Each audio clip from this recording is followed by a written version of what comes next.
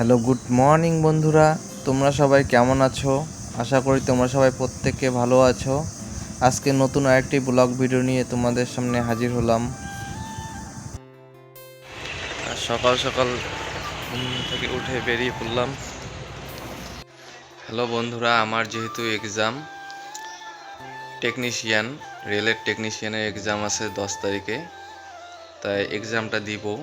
ওইভাবে পড়াশোনা হয়নি, তাই কিছুদিন থেকে হালকা অল্প অল্প করে বই পড়ছি, তোমাদেরকে শেয়ার করা হয়নি। তো আজকে শেয়ার করব তোমাদেরকে, তাই শেয়ার করলাম আজকে তোমাদেরকে। কয়েকদিন ভিডিও ঠিকঠাকভাবে আসবে না, আর আমার 10 তারিখের পর থেকে ভালো নতুন নতুন কন্টেন্ট যাই হোক চেষ্টা করবো ভালো ভালো ভিডিও দেওয়ার জন্য। এই কয়েকদিন ভালো ভিডিও আসবে না, একটা ভিডিওই যাবে আর শর্টস যাবে আমার। যাই হোক, যেইভাবে রিলস করি।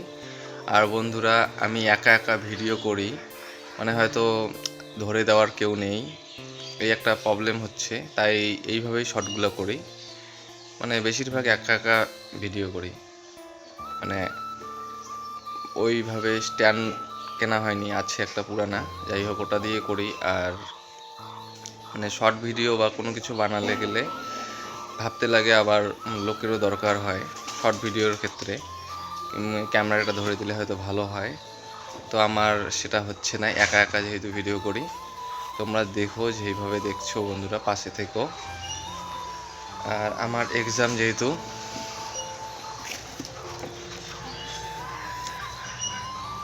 এটা আগে তো পড়া ছিলই আমার, এখন রিভাইজ দিব। জাস্ট পরীক্ষা, কি বলবো, এই পরীক্ষাটার অনেক চেষ্টা করেছি ভালো দেওয়ার জন্য, কিন্তু এটাও প্রিপারেশন, জানোই তো আজকাল কীরকম প্রিপারেশন লাগে পুরা, যেহেতু আমি ওইভাবে হয়নি আমার। আর কম্পিটিশন তো প্রচুর। আর আমি এএলপির এক্সামটা দেই নেই, টেকনিশিয়ানটা দিবই, সে যাই হোক না কেন। 10 তারিখে এক্সাম, আর আমার 10 তারিখ সকাল 7:30টার দিকে এক্সাম পড়ছে। এত সকালে কিভাবে? 9 তারিখে আমার যেতে হবে। 9 তারিখের দিন এইভাবে ভিডিও, একটা ভিডিওই যাবে, তোমাদেরকে শেয়ার করব টুকটাক, তার মধ্যে বাড়ির কাজও করতে হবে কিছুটা। তো বন্ধুরা, পরে দেখা হচ্ছে। আর এদিকে আমি ধান ভাঙাইতে গেলাম শেফালি বৌদিদের, কারণ পুরাটা আমি নিব, আমার গরুর জন্য লাগবে। আর আমরা যেহেতু কেনা খাই, তাই একটু অসুবিধাই হয়। আর এদিকে আমি গরুর জন্য কারানি কিনে নিয়ে আসি, তাই এবার বৌদিদেরটাই নিব। আর এদিকে বৌদিদের ঘর অনেকটাই হয়ে গেছে।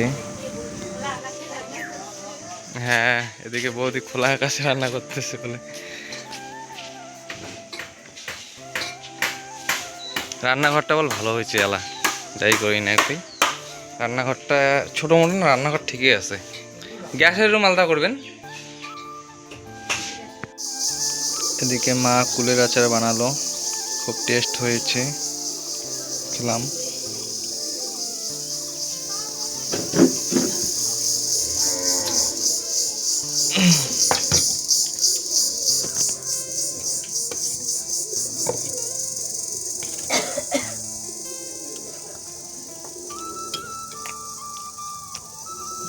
দারুণ দারুণ হয়েছে।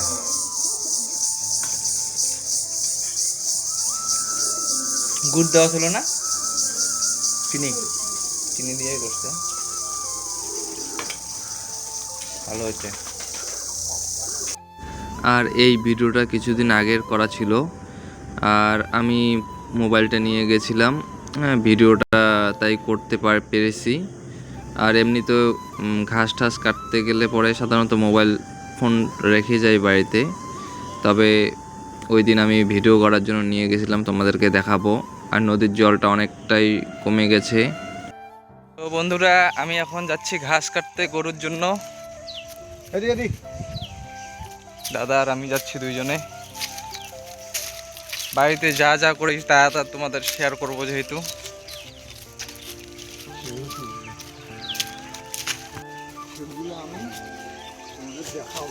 আমি বাড়িতে যা যা করি সেগুলোই দেখাবো তোমাদেরকে। আরে এই জায়গার ঘাসগুলোই তো ভালো আছে, ঘাস এগুলো পরে কাটবো। তো বন্ধুরা, আমরা এখন ঘাস কাটতে আসছি নদীর পাড়ে। আরে জঙ্গল আছে প্রচুর, ওই পাশে অন্য সময় যাম। আরে যামই তো এখানে তাড়াতাড়ি। এই যে এই লেভেল পাত নেওয়াই গেলে একদিন এটা নেওয়া হবে। মাছ হয়েছে রে, এই যে মাছ লাগে পাওয়ার।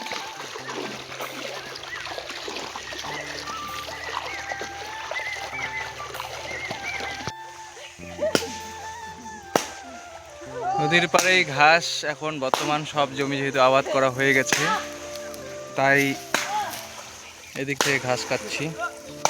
এখানে অল্প অল্প করে নিচ্ছি, কারণ ঘাস তো খাওয়াইতেই লাগে, গরুকে খাওয়াইতেই হবে। আর এমনিতে বাবা প্রত্যেকদিন ঘাস গরুকে এনে দেয়, আর মাঝে সাঝে আমিও নিয়ে আসি, ওটাই শেয়ার করলাম তোমাদের কাছে। তো বন্ধুরা, আমাদের ঘাস কাটা শেষ, এখন যাবো বাড়িতে। যতটুকু পাইছি, দাদারও কমপ্লিট, আমারও কমপ্লিট।